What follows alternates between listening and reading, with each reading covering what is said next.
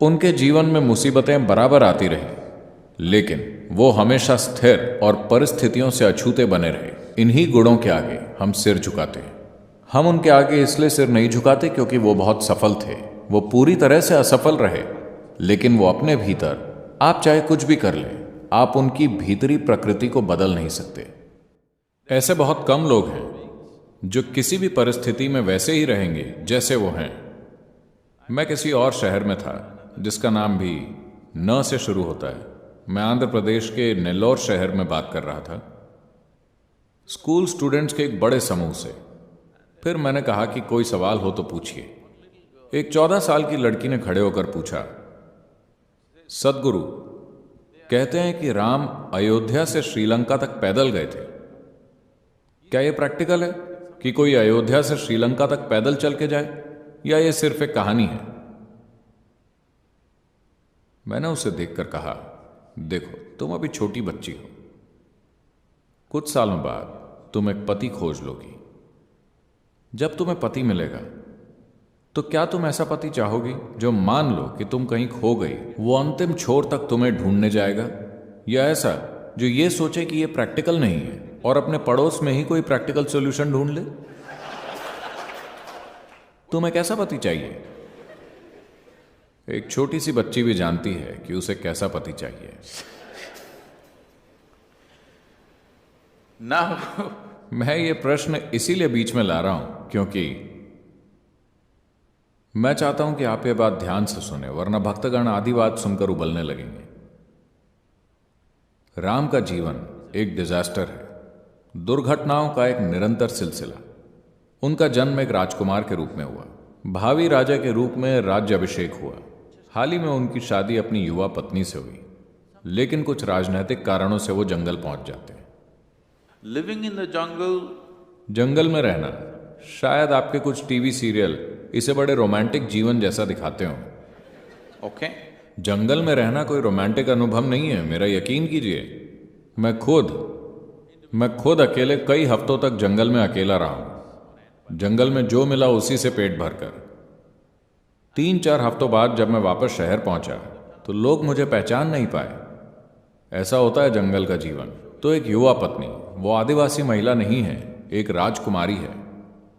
उनके साथ जंगल में रहना कोई रोमांस भरा जीवन नहीं, बल्कि बहुत कठिन जीवन है। ये जानते हुए कि ये कितना कठिन होगा, छोटा भाई दोनों की मदद के लिए उनके साथ चल देता है, क्योंकि उसे पता है कि इस युवा स्त्री के साथ उन्हें जंगल में कितनी दिक्कत होने वाली है। फिर जैसे उतना ही काफी नहीं था, उनकी पत्नी का अपहरण हो जाता है। श्रीलंका, और चूंकि वो अपनी पत्नी से बहुत प्यार करते हैं, वो उदासी की हालत में ही पैदल पूरा सफर तय करते हैं।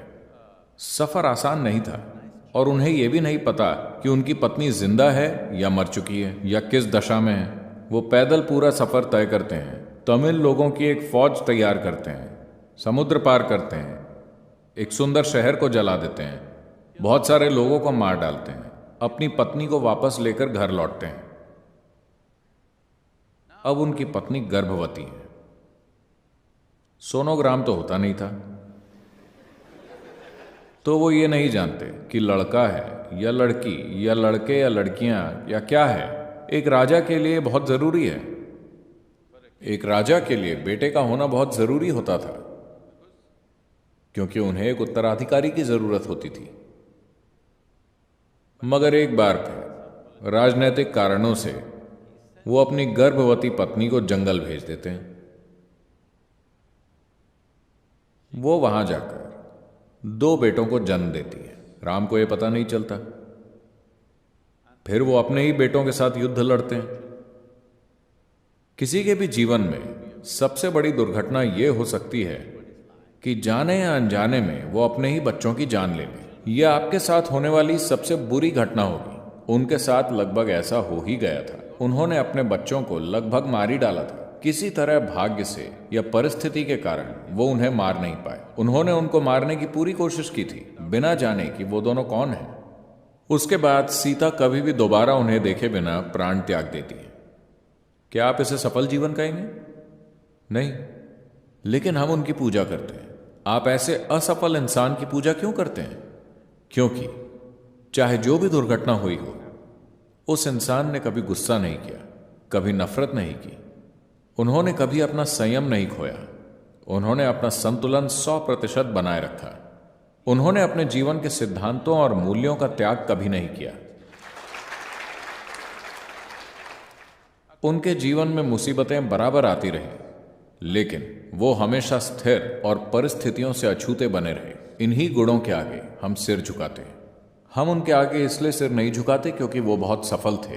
वो पूरी तरह से असफल रहे, लेकिन वो अपने भीतर, आप चाहे कुछ भी कर लें, आप उनकी भीतरी प्रकृति को बदल नहीं सकते। उनके जीवन में जो हुआ, उसमें से अगर कोई एक भी घटना किसी के जीवन में हो जाए तो अधिकतर लोग टूट जाएंगे, है कि नहीं? इनमें से सिर्फ एक दुर्घटना किसी के जीवन में हो जाए तो वो दिमागी संतुलन खो बैठेंगे।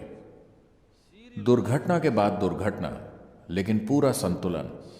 We are bowing down to that quality because this is inner management. हम उसी गुण के सामने सिर झुका रहे हैं क्योंकि यही इनर मैनेजमेंट है। अगर आप बाहर दुनिया में जाकर कुछ करना चाहते हैं तो दुनिया आपके ऊपर क्या फेंकेगी, इस पर आपका कोई कंट्रोल नहीं होता, लेकिन आप उससे क्या बनाते हैं वो 100% आपका है।